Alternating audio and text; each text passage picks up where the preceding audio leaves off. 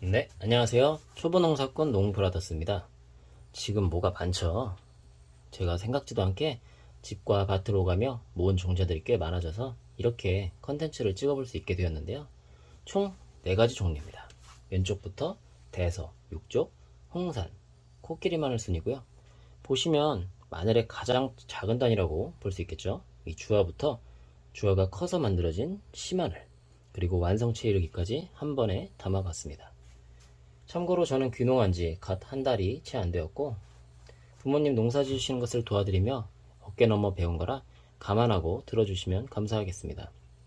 먼저 구독까지는 아니더라도 좋아요 한 번씩 부탁드리겠습니다.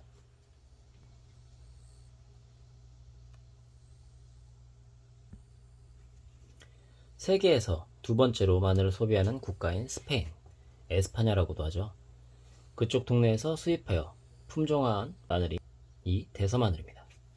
경상남도 창녕 지방에서 농민들이 부분적으로 재배하기 시작했고, 국내 적응 시험을 거친 결과 성능의 우수성을 인정받았다고 하죠. 9월 중순경에 파종하며 잎은 월동 전에 자라 올라와 겨울을 지나는 난지형 마늘입니다. 조생종으로 5월 중순경 위성 마늘보다 한 달 먼저 수확합니다. 쪽의 수는 평균 12쪽 이상이고, 겉쪽 안에 속쪽이 생기는 이중 구조로 되어 있습니다. 남도 마늘을 비롯한 난지형 마늘은 싹이 빨리 자라기 때문에 오랫동안 저장하면 부패가 일어나기 쉽습니다. 따라서 그 해에 김장용으로 사용하시는 게 좋겠죠. 우리네 식탁, 어느 식당을 가도 흔히 접할 수 있고, 마트에 가면 껍질이 까진 채로 꽤 비싼 값에 팔리고 있는 놈이 요 대서마늘인데요. 여기 이 연꽃 모양을 하고 있고, 분리해 놓으면 옥수수 알갱이 마냥 예쁘게 생긴 것이 바로 대서마늘 주화입니다. 주화를 심어 만들어진 씨마늘은 외통마늘이라고도 하죠. 이게 바로 씨마늘이고요.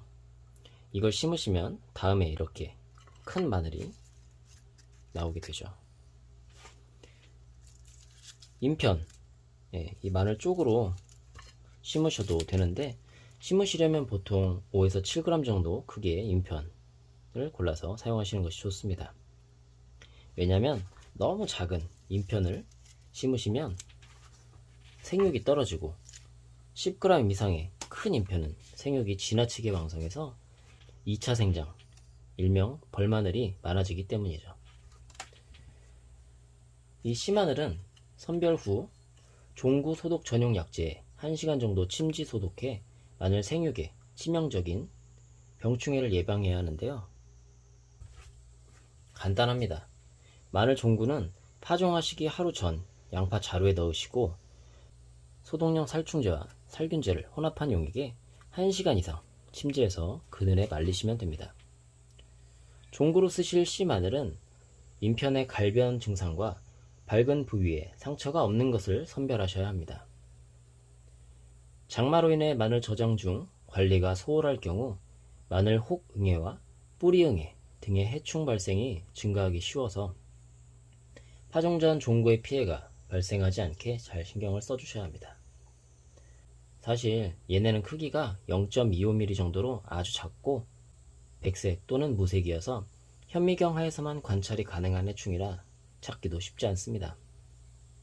마늘을 보셨을 때 이 표면에 광택이 없어지고 거치며 심하게 가해된 마늘은 갈색으로 길게 줄무늬가 생긴다고 하니 참고하시고요. 하여간 이 혹응에는 주로 토양 내에서 생활하고 건조해지면 활력이 떨어지는 특성이 있으니 종구 소독하시기 전까진 마늘을 건조하게 잘 유지해 주시는 게 좋겠습니다. 추가로 말씀드려보자면, 침지 소독하실 때도 가능한 한 마늘의 껍질을 까서 소독하시는 것이 좋다고 하네요. 이게 왜냐면 마늘 혹응에는 껍질 밖에는 살지 않으며 반드시 껍질 안에 표면에서만 가해하고 마늘 안으로 파고 들어가지는 않기 때문이라네요. 침지 소독은 디메토 유제를 이용하여 하시고, 연작지 포장에서는 심기 전에 토양 살충제를 혼화 처리하여 토양 내에 남아있는 마늘 혹응해를 방지하도록 하는 것이 보다 완벽한 방제 대책이 되겠습니다.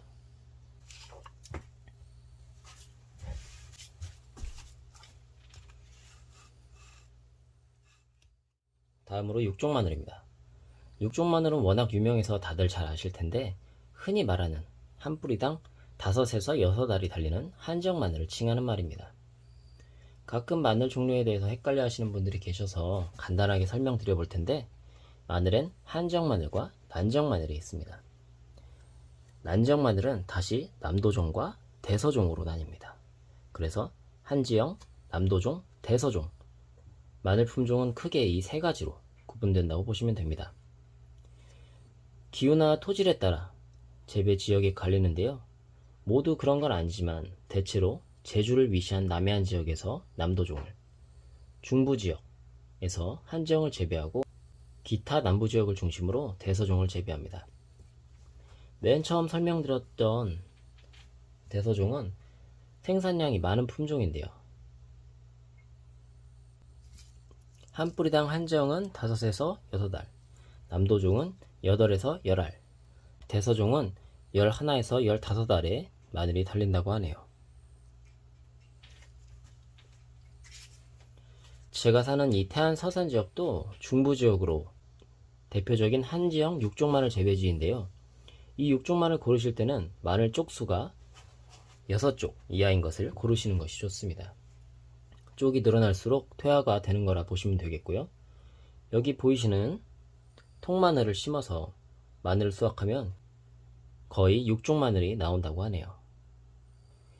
인편으로 심으신다고 하시면 인편도 웬만하면 7쪽짜리가 아닌 6쪽으로 심으셔야 육종 마늘이 나올 확률이 높다고 해요.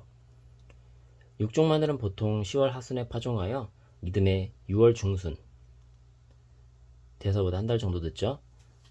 그때 수확하는 전형적인 한지역 마늘입니다. 이 육종 마늘은 보게 되면 진짜 없어서 못 파는 마늘인데요.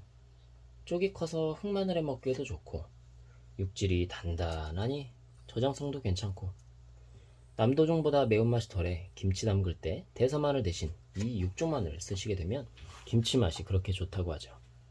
갑자기 배가 고파지네요. 자, 보시면 이건 저희 육종 마늘을 수확하고 난 뒤에 밭에서 굴러다니는 것을 제가 주워왔는데요. 외통 마늘이죠. 크기가 아주 큰데요.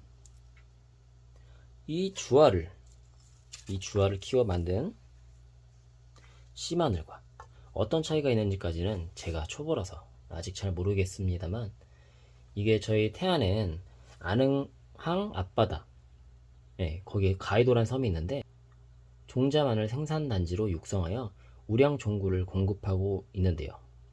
거기서 종구를 가져와 심은 곳에서 이게 발견됐거든요.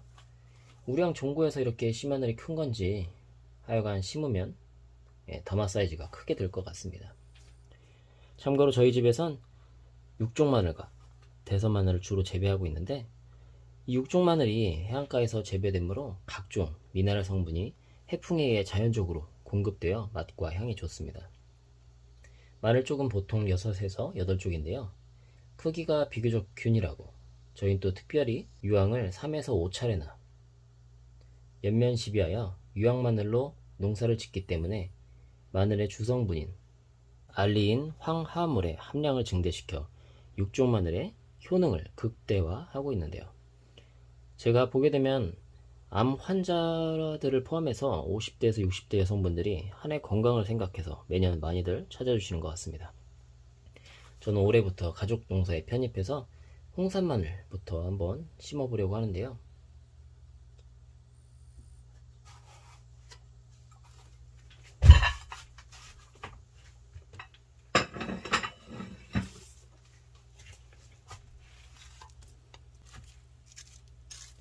이게 그 말씀드린 홍산 마늘입니다.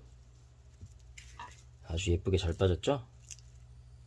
이 홍산 마늘은 넓은 홍자를 써서 토질, 기온 등 맞추기가 까다롭고 재배하기가 쉽지 않았던 기존의 육종 마늘을 노년층이 많은 우리네 농가에서 수확하기 좋고 성분 또한 좋도록 개량해서 만든 신품종 육종 마늘입니다.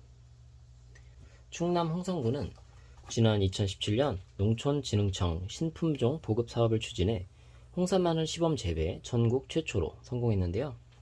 기존에 재배하던 육종 마늘이나 다른 재래 품종에 비해 특성이 우수하고 병해충에 상대적으로 강하고 수확이 쉽다고 합니다. 제가 작년에 집에 심었던 홍산을 뽑아봤을 때도 아주 손으로 뽑아도 될 정도로 잘 뽑히더라고요.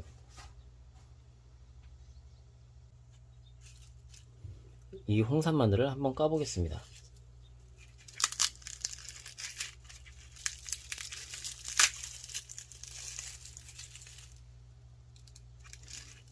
재래 육족과 비교했을 때 모양이 대서마늘처럼 둥근 것이 특징인데요.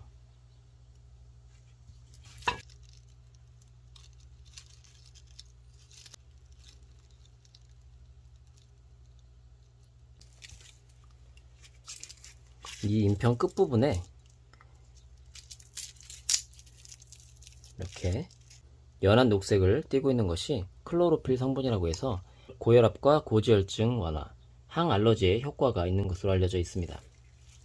그리고 보시다시피 깐 마늘이 이렇게 매끈하고 광택이 있는 데다가, 잘 보이시나요? 네, 초점이 잘 안 잡히는데 이게 굵고 마늘통이 매우 단단해서 상품성도 좋습니다. 또한 저장성이 좋아서 가정에서도 구입 후 오랫동안 두고 이용하실 수 있는 장점이 있는 정말 팔방미인 마늘, 심게 되면 효자 효녀 마늘 되겠습니다. 그래서 저도 오래 심잖아요. 혹시 관심 있으신 분이 계시다면 제가 외통 마늘을 많이는 아니지만 조금 보유하고 있으니 연락을 주시면 구입을 도와드리도록 하겠고요. 참고로 1kg당 2만원이고 알 개수는 제가 세봤을 때 기준 400에서 700알 정도인데 보통 2.5평에서 3평 정도 밭에 심으실 양이라고 보시면 되겠습니다. 기존 육종마늘 종자가 퇴화돼서 갈수록 크기가 작아지고 있다고 하죠. 지난해에 비해 크기가 30%나 작아져서 이에 대한 대비로 신품종 홍산에 대한 기대도 커지고 있다고 합니다. 농촌진흥청 국립원예특작과학원 곽정호 연구사는 홍산 품종은 더운 곳이나 추운 곳 할 것 없이 전국 어디서나 재배가 가능하다면서 재배가 쉽고 수확하기 편리해서 농가 소득 향상과 타 품종 대비 경쟁력이 기대된다고 하였습니다. 이 홍산 품종은 맛과 향 등 식감이 다른 마늘에 비해 조단백질 성분이 많고 위량원소인 인, 마그네슘, 칼슘, 아연, 망간 성분도 10에서 20% 이상 많이 함유되어 있습니다.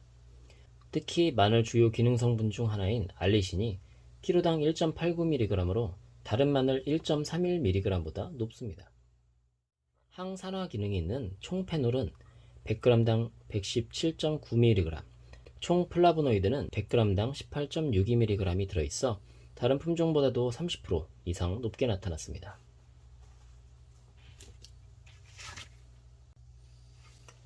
농가 재배 시 유의점을 말씀드려 보겠습니다.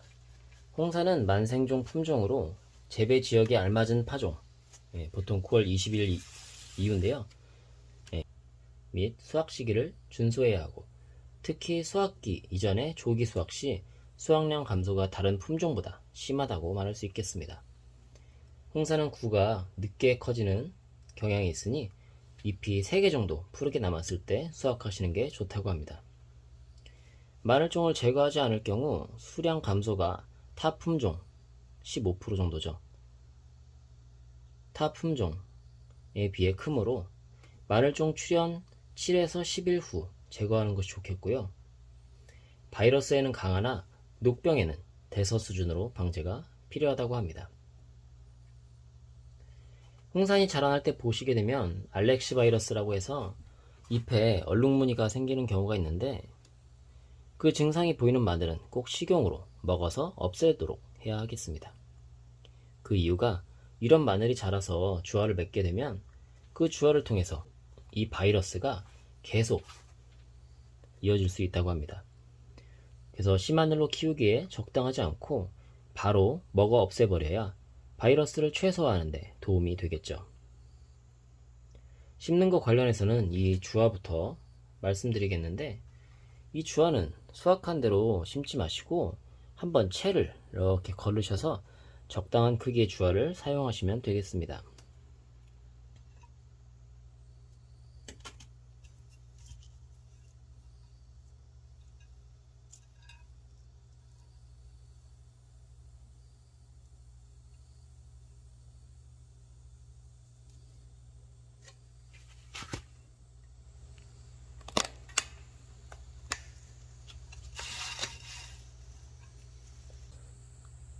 이렇게 너무 작아도 씨마늘이 잘게 되고,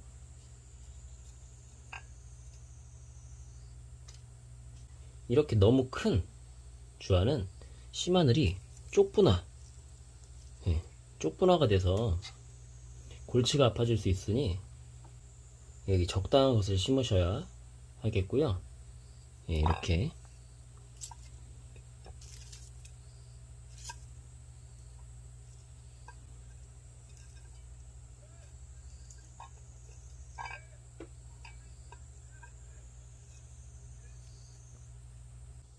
방식은 여러 가지입니다. 골망을 쭉 내서 줄 뿌린 방식도 괜찮고, 이렇게 모아 뿌리면 쪽 분화가 덜 된다는 말도 있습니다.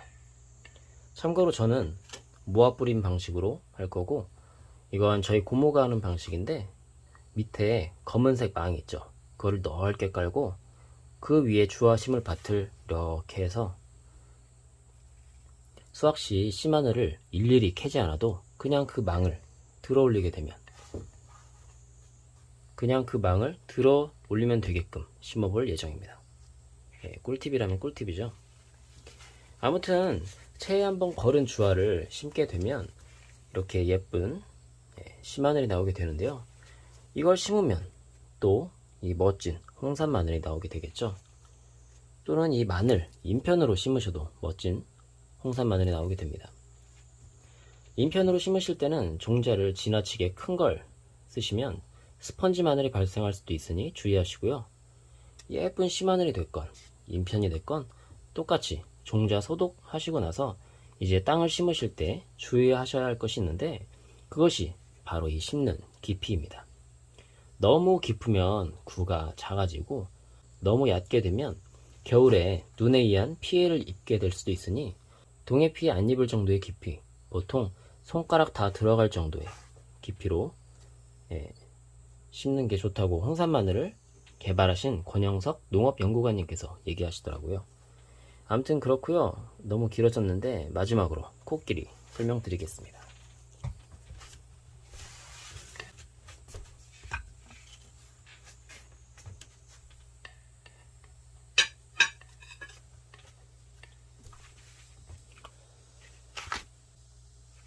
네, 저희 코끼리는 이제 다 팔고 지금 이렇게 작은 것만 남아서 보여드리기가 좀 그런데요. 무튼 이렇게 생긴 게 더 크게 나온다 라고 감안하고 보시면 되겠습니다. 최근 인터넷상에서 화제가 되고 있고, 대왕마늘, 황제마늘, 곰마늘로 불리기도 하는 이 코끼리 마늘은 사실 마늘이 아니라 리크라는 채소의 일종이라고 합니다. 마늘의 풍미를 전혀 갖고 있지 않기 때문에 요리에 마늘 대용으로 이 채소를 썼다간 실망을 겪을 수도 있는데요. 요리사 출신인 저도 이 코끼리 마늘은 사용하기가 애매해서 저희 집에선 흑마늘로만 섭취하고 있습니다. 그만큼 맛이 진짜 쌉싸리하고 좀 아린데요. 단군 신화에서 웅녀가 힘들게 어렵사리 꾸역꾸역 먹었다는 한국 토종 마늘 되시겠습니다. 저희 농장에서도 이 코끼리 마늘을 재배해서 이렇게 여러분께 보여드릴 수 있게 되었는데요. 작년 같은 경우 도시의 한 레스토랑에서 코끼리 마늘을 좀 구입할 수 없겠냐 하고 연락이 와서 한 차 실어 보내드린 적이 있었는데, 거기 같은 경우엔 스테이크에 이 코끼리 마늘을 구워서 곁들여 나간다고 하더라고요. 요리법은 찾아보면 다양할 것 같네요. 조리법 중 하나로 이 코끼리 마늘도 마늘종이 나게 되는데, 그 뽑은 마늘종 아랫부분을 활용해서 코끼리 마늘종 장아찌로 드시면 그게 일반 마늘종에 비해 훨씬 맛있다고 하더라고요. 아무튼 전 개인적으로 흑마늘로 먹었을 때가 최고인 것 같고요. 이게 또 코끼리가 성분이 진짜 코끼리가 맛은 좀 없는데 성분이 끝내주더라고요. 어디서 파왔는데 보시게 되면 미국 국립중앙도서관 국립보건원에 따르면 코끼리 마늘은 일반 마늘보다 항균 능력이 월등하게 강하고 고육종에도 좋으며 암세포를 직접 억제했을 뿐만 아니라 암세포의 전이 과정에 간접적으로 영향을 미친다라고 되어 있습니다.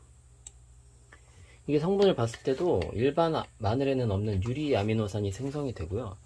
일반 마늘에 비해 타우린이 35.5배, 베타알레닌 14배, 포스포에탄올 아민이 18.1배 이상, 알리신과 스코르디닌 함량도 2배 이상이라고 합니다. 아무튼 뭐가 많다고 하니 다시 보게 되는데요. 지방세포가 늘어나는 것을 방지해 다이어트에도 도움이 된다는 이 코끼리 마늘은 일반 마늘의 5에서 10배 이상 큰 크기를 자랑하며 마늘 쪽수는 보통 6개 정도, 6개 맞죠? 가 들어있습니다.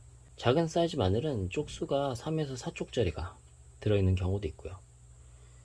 이 코끼리 마늘을 식용 말고 종자용으로 구입 시 꼭 상온에 보관된 종자용 마늘을 구입해야 합니다.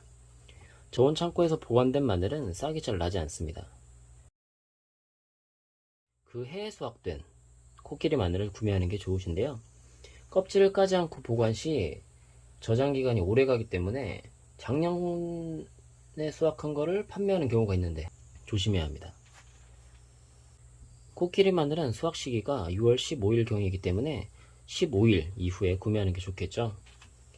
코끼리를 심으실 땐 보통 10월 중순에서 11월 초까지 마늘을 쪼개서 껍질은 안 벗기고 20cm 간격으로 심습니다.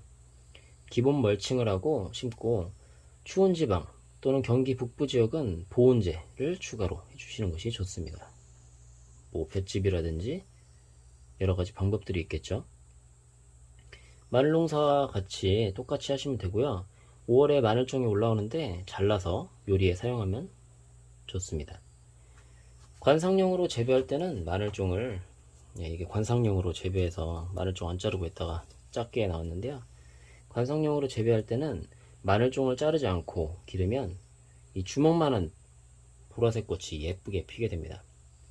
마늘종을 자르지 않을 경우 마늘 사이즈가 이렇게 많이 줄게 되므로 관상용이 아닐 경우 꼭 잘라주도록 합니다. 수확은 주로 6월 중순경에 하는데 기본적으로 마늘종 올라오고 한 달 후에 수확 시기를 잡으면 되겠습니다. 코끼리 마늘 관련해서는 알아두셔야 할 게 두세 개가 있는데 첫 번째로 한국식품영양과학회지에 실린 코끼리 흑마늘과 일반 흑마늘의 항산화 활성 비교 논문의 내용입니다. 여기에 실린 내용을 쉽게 요약해보면 코끼리 마늘로 흑마늘을 만들면 일반 흑마늘보다 항산화 성분이 월등하게 증가한다고 하는 내용 되겠습니다.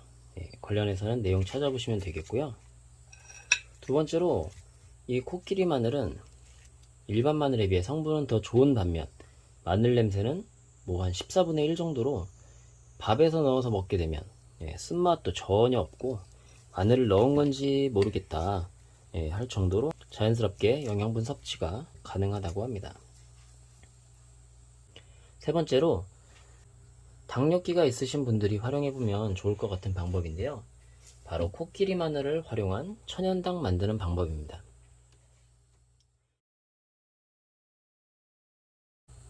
이렇게 만든 천연당은 2주 이내로 냉동 보관하며 각종 요리에 활용 가능하다고 합니다.